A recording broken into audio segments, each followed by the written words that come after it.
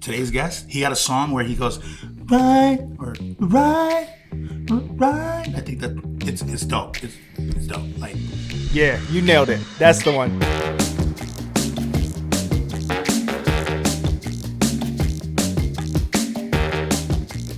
hey, what's up, everybody?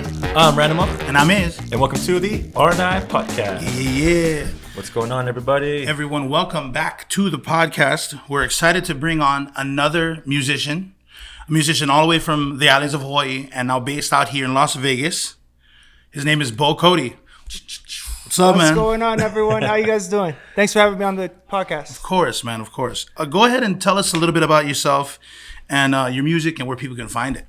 Yeah, so basically I'm a musician, a looper pedal artist from Oahu, Hawaii. I've been playing at bars and restaurants since I was about 14 years old. The benefits of being tall and growing facial hair. But yeah, I moved out here in December 2018. Basically, I went to a Bruno Mars concert. It was a 24 Karat Magic show. And I took my fiancé there, one of her like favorite artists. And he, if you don't know, he's a local boy too. And, you know, he was playing the bar scene in Hawaii too. And he had to move to LA. And I kind of decided that night, like, if I don't move right now, like, it's never going to happen. I'm about to be 30 years old. Like, I decided, like, hey, it's now or never. And we literally packed up the next week and put everything in my FJ Cruiser and, like, sent it out. And we just moved over. Dang. Wow. Dang, a week. Yeah, but like luckily, so we kind of had help. Like one good thing that we had was we had my family that like works for the docks, so we got to load up the FJ Cruiser. If it wasn't for that, like especially being a musician, like if it wasn't for that, it would have been really rough. Oh yeah. You said you brought it out. Oh man. I was like, I can only imagine the price of that. You know. Yeah, we packed that thing to the top. And about your music and stuff, like where can people find it? Yeah, so you can go to beaucody.com. Right now, I don't even think there's music. There's just the events going on this weekend. So my whole thing is about like live music, and I kind of want to show that part. So I guess to see my music, you can catch me down at Margaritaville every Friday and Saturday. I locked down the residency there right before this COVID thing happened. So I'm only there on the weekends until things kind of get back. Cool. Yeah, see, All something right. Bruno Mars doesn't have. The residency at Margaritaville, you know? Yeah, his is at T-Mobile right across the street. That's her neighbor, huh? All right, so being a musician, we're going to talk about, as a musician and how the pandemic, the COVID-19 pandemic affected you. Mm-hmm. So what kind of effect has the coronavirus pandemic have on musicians like yourself, including the shutdown in venues and the culture, or the just like the music scene? Like, how did that all affect you?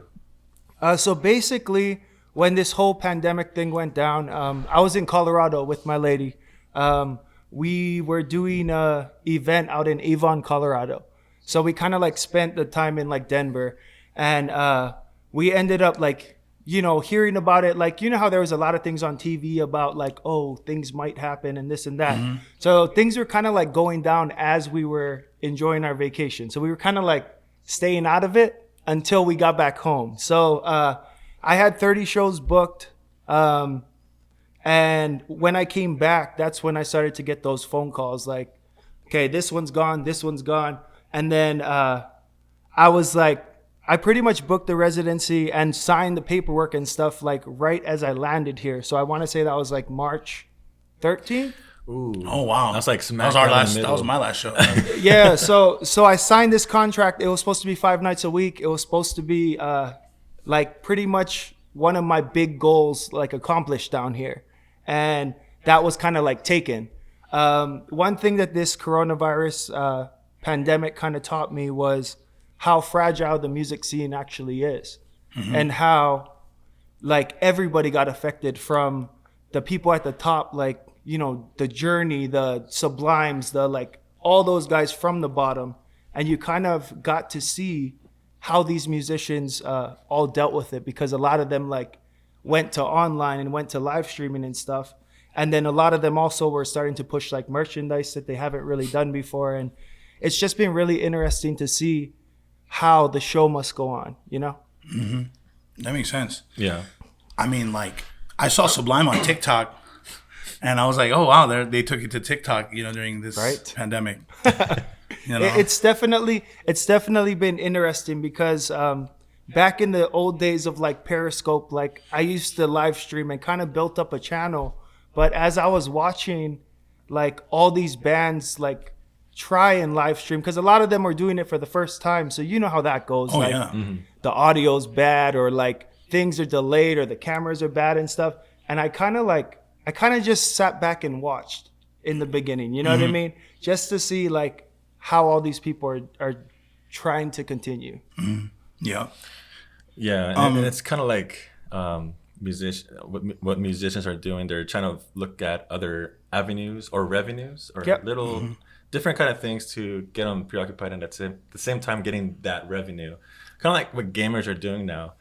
They're gamers are just on a different level of entertainment. Yeah, they're streaming and everything, you know.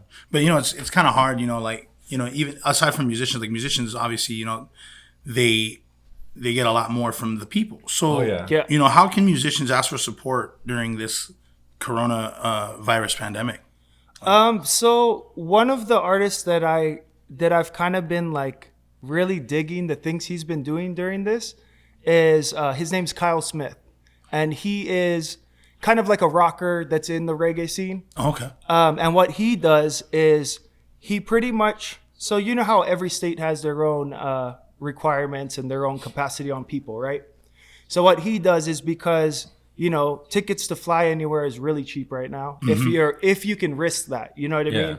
So like, don't do it if you got family at home and all that stuff. But for like a lot of the musicians that have the freedom, what he does is he taps into the, you know, his fans, and he says, hey, if any of you guys have a backyard where I can sell $10 ticket or whatever just to like pay for me to get there, and I can sell my merchandise in your backyard, we'll do like a free show for you, that kind of stuff.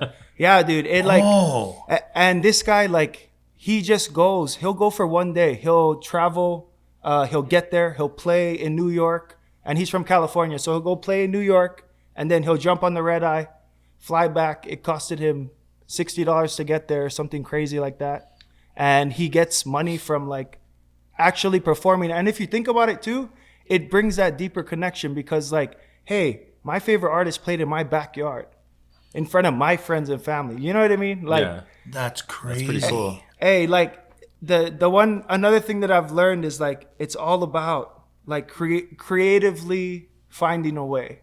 Like, you know what I mean? Yeah. So with this upcoming event, like we're pushing this live stream aspect, kind of calling it like get a digital ticket to the show, to like, because a lot of people don't want to go out, but they want to support. Right. So you got to kind of find a way to, you know, that they're comfortable supporting, instead of just like, hey, here's a bunch of new hats that I like drew up. You know what I mean? Right. Wow. Yeah. Wow, So Kyle pretty Smith. cool. I'm gonna have to check his stuff out. yeah, no, look it up. It's Kyle Smith Jams on Instagram. Okay. And he's another one of those like really hardworking, just trying to do everything to like push it. You know what I mean? Okay. And there are still ways. That's pretty cool. Wow. Yeah, so I know as a musician, you always get those tips, right? But then, what are some tips that you can give as a musician for other musicians that are struggling around this time? You know, so what can you give them as far as advice go? So I guess going back to the start of this pandemic, like when I lost all those shows, maybe for the first like 2 weeks, I was really down about it, and really like sitting on the couch just watching Joe Exotic and all these like all these weird things that just like that didn't really bring me any like joy. You know what I mean? I was just sitting there like mad. And then like real talk, I was just mad because, you know, I just got to this like dream basically, and then it was just another thing that took me down. You know what I mean?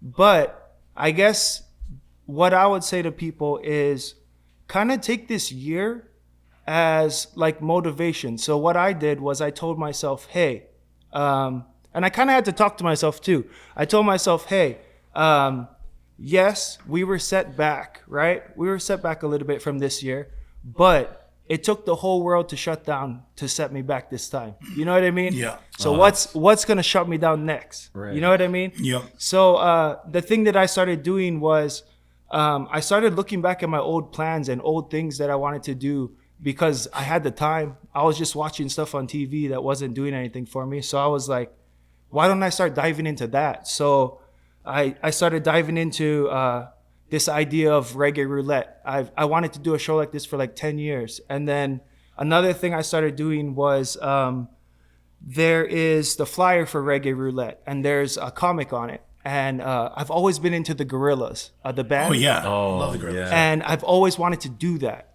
to have that freedom, to have an animated band where I can just make any kind of music. And these guys have their own story. So in that flyer, a lot of people are like, oh, like that doesn't look like you or whatever. It's not. It's my characters for this this project that I'm working on. And it's called Stop Killing the Heroes. But yeah, so I would say like, start to look back at the things you wanted to do. You have the time. You know what I mean? Yeah. Yep. And just start doing them because why not? Like what else? You know what I mean? Right. Yeah. Oh, that's good. Okay. Yeah. So, what lessons do you think you've learned, or what musicians will have learned after this pandemic, going through it all? For me, I think it was realizing that I kind of did music the opposite way. And what I mean by that is I got really good live and I got really good at arranging music for like a big band and stuff. But I didn't spend enough time creating and like coming out with albums and stuff because that's where a lot of the artists like actually thrived during this pandemic was they were like, hey, I have 6 albums over here. If you guys want to listen to them, just stream them. You know what I mean? Right. So I would say like the importance of starting to create and starting to make original things that you can like give to people and the fans. That makes sense. Yeah. Yeah. Mm-hmm. All right. So with the events opening up, like the Ninth Island Reggae Roulette, what are some of the social distancing precautions for this live show? Like can you explain to us and the listeners like how or what we're doing for that? Okay, so when I started to think of this Ninth Island Reggae Roulette, the first thing I looked for was a venue. I found the venue through a sound engineer that I usually go through, and she was like, yeah, they're starting to do like socially distant type things. So, and I was like, what does that even look like? You know what I mean? Like, so we see on like social media, like the bigger bands will do like drive-ins or they'll do like those concerts right before they show movies and stuff like that in parking lots. So I thought like, okay, let's do a concert like on a big stage and then let's have like little areas. So how the seating works is it's in little pods. So these pods are like either 4 to like 6 people. And what happens is during like the beginning of the show, people will come in, temperature checks, an usher will walk them right to their seat. So they're not, talking with a bunch of people. It's not getting crazy. There's not a lot of big lines. I made sure to get 2 bars so there's not like people waiting in this. And especially like when people have to wait in these like little circles, I feel like they get more mad about it. You know what I mean? Because it just looks like the line's longer, but there's only like 4 or 5 people. Yeah. So we made sure that there's not going to be a lot of lines, and then everybody has to stay in their little section. So it's pretty much, and it's all 6 feet apart. So everybody has their own little section to enjoy live reggae music. You know? Oh wow. Yeah. So it took a lot of planning. I must have been on the phone with the city for like 30 hours collectively. And it was just like dealing with all these guidelines and like we had to cut the stage by like this much, which you think it's nothing and you don't know why they're doing that. But I guess this helps. You know what I mean? Wow. Okay. So it's definitely been a long journey, probably about 2 months in the making. For this show to happen on Friday. Oh wow! Wow! Oh jeez! I mean, like, It's funny that you have like just like a little pod. So like, is it like one of those booths that you have at like nightclubs pods, or they're just like chairs in an area? So the way that they have it is there's different types of seating. So there's the general admission, which is about half of the seating there. And then there's the guaranteed great seats, which are kind of in the front. And then there's like VIP, which is directly in the front. So the VIP and the guaranteed, they get tables. So they're like little tables though. And then the chairs are kind of around it. And then they have like options. So like if there's two people, they have like this one like kind of bigger chair that kind of looks like, you know, a little couch. And then they can like sit there and kind of enjoy the company of each other, you know? Oh, wow. Dang. Yeah, so there's a bunch of different options for it. It's just about, you know, making it feasible for everybody because it costs so much like to throw events during this because you have to like, you know, apply to all of these different guidelines and that all costs, you know what I mean? Yeah. So that's pretty cool. So that's a good way to open up my next question. So you talked about the live event, like the arena in-person kind of experience, but Yep. you know, so it seems like streaming is like a live or streaming is a norm nowadays because of the Definitely. quarantine and all that. So will there be live streaming and live events from now on, or are you gonna have live streaming in your next event after this? Yeah, so the thing for me when it comes to like capturing events is I've always been into like the Grateful Dead and I've read so many books about this band in college and stuff, and what they would do is back in the day, like they would kick people out for recording shows, you know, like with their little recorders. Yeah. But the Grateful Dead was like, hey, you guys are going to record anyway, so here's a spot for you guys to do it. It's the best spot in the whole house for audio, and then just send it around. You know what I mean? and they basically like made a business, and that's why they had these fans that would go to every single show, and they would just film it, and then they would just trade tapes with each other. And I thought that was the coolest thing, you know? Wow. So with this event, it will be live streamed. I'm calling it like buy a digital ticket to the show because we're putting in a lot of effort on it. You're not just seeing the show, you're hearing interviews from the band members. We did a few photo shoots and like events beforehand, so you're gonna get to see some recaps from that. You're gonna kind of like get to know these bands, these local Las Vegas bands a little better. That's kind of my goal with this digital ticket for the show. Oh, that's pretty cool. Yeah, man. I mean, I was just I was having a conversation with Iz the other day, and I'm like, I was looking at the different options that you guys had as far as purchasing the tickets, and I'm like, I really want to go there in person, you know, but the big but is, you know, I got the family. I want to keep them all safe, and he told me about, we can always do the live streaming, and he's like, it's actually pretty dope because, you know, like what you mentioned, you got the interviews, plus you pay that one ticket and it's on one TV, everybody can see it. Yep. It's not going to be a like a first-hand experience as if you're in person in there. That's one of my things, you know, when watching Hale Amano, I'm like, it's like dope. You feel the atmosphere and everything. We're not going to be able to feel that at home, but at least you get to see you guys perform. Yeah. So that's actually a very good plus on that, you know. Yeah. And the whole purpose of like doing the digital ticket is to show people like what we can do so people do come out. Because like you said, it's true. Like during this pandemic, there were a lot of the Cali Roots Festival, like every other day they would put out a new Cali Roots like performance, you know, that they live streamed. But going to Cali Roots, you know what I mean? You feel everything. Like, oh, yeah. The thing that I miss so much is like, and we got to see that last night when we played, you know, is just feeling the bass in your chest and your kick drum. Like, you can't, like, as much as I love live streaming and stuff like that, you can't replicate live. So it's so people can see the show safely, yes, but in hopes that they come to the next one. You know what I mean? Oh, yeah. Definitely. And, you know, even like live streaming live shows nowadays and so on after the pandemic is, you know, done, I think that would also like kind of break away from the people filming on their phones. You know what I mean? It'll kind of make that irrelevant. Facts. You know what I mean? So that's also pretty good for musicians who use live stream as another way of, you know, finding support from their fans. Definitely. But you've been putting in a lot of work for the Ninth Island Reggae Roulette. So gotta do it, who man. else, Gotta do it.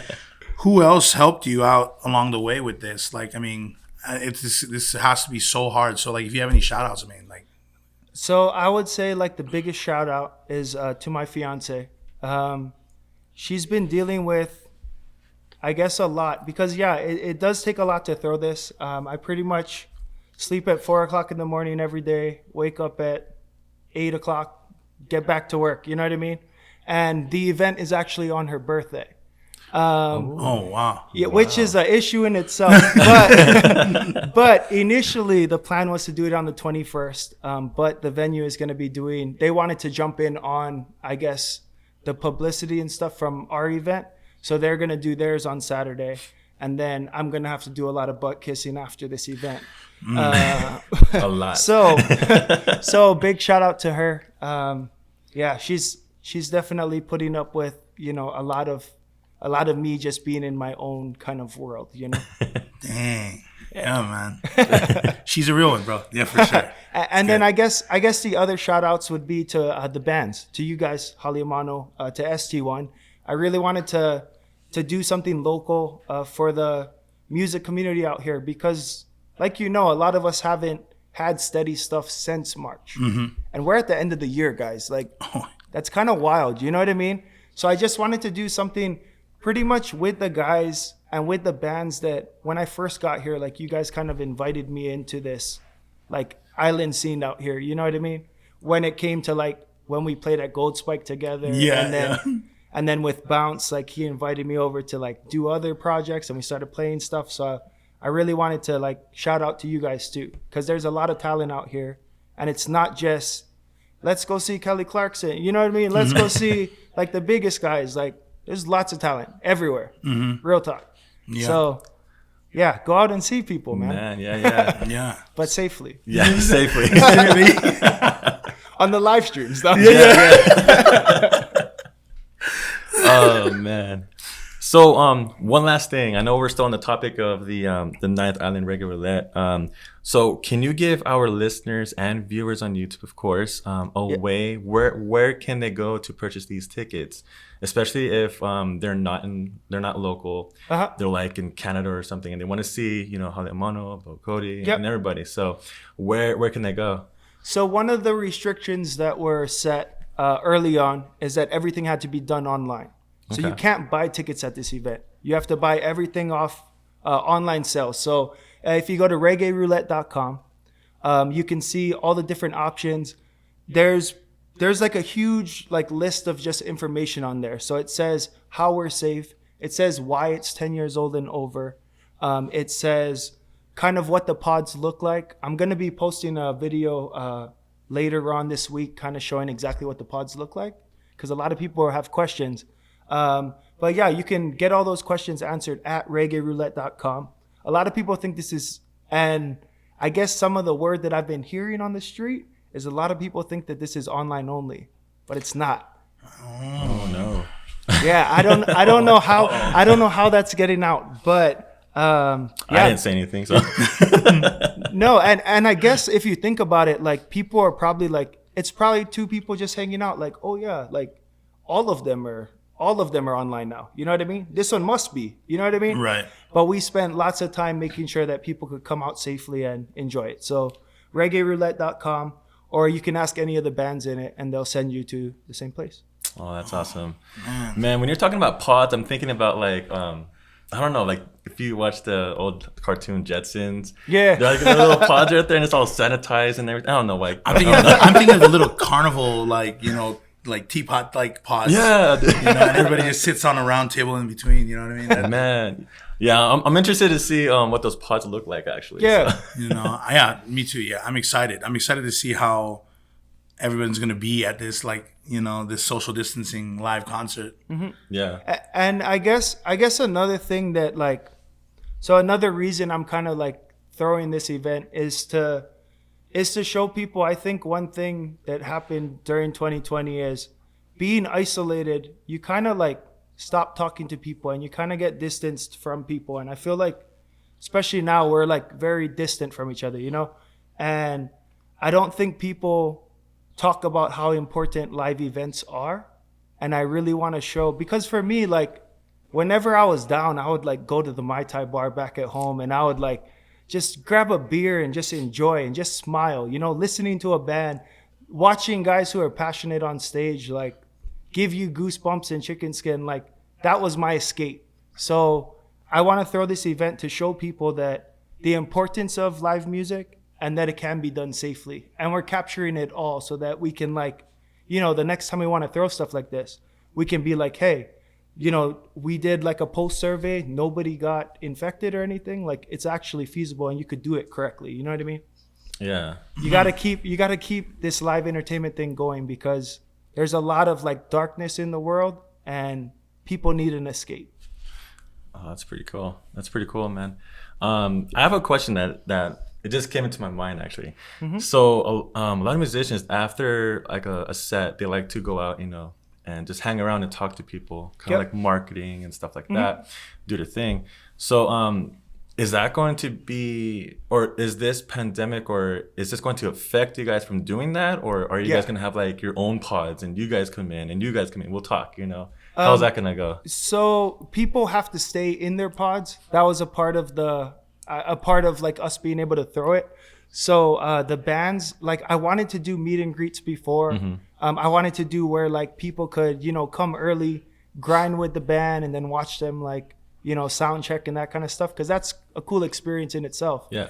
But we can't do any of that. So I know. So when we play, there's gonna be like the family section for the bands that we can kind of like hang out at and stuff like that to watch the show and watch the other bands. But other than that, like, we can't walk around. We can't talk to people. The only thing that I could find that was close is in the beginning of the event, what I wanted to do was have all the band members, because you know how I told you an usher has to walk people, right? Yeah. Yeah. So have like one of the band members kind of walk people to their seats, where they could say, hey, thank you so much for coming. I understand, like, you know, what's going on and that kind of stuff. Thank you for your support. And just having that one-on-one just with one person. And that's all we can do for now. You know what I mean? And maybe like we could have like a little like text between pods. Like, I can see you, pod 11. There you go. How are you guys? Telegram message sent. You get it? Oh, geez. All right. Thank you so much for joining us on our episode. Yeah, I think no this problem. is episode 17. Yeah. Man, like, thank you so much. Yeah, thank you for, you know, taking on the call, you know. Yeah, man. Hey, no problem. Well, that wraps up this episode. Thank you to White One Media. Don't forget to like us on Facebook. Follow us on Instagram and Twitter. Leave a comment down below, and subscribe to our YouTube channel. All the links are down below. Thanks for tuning in. See you next time.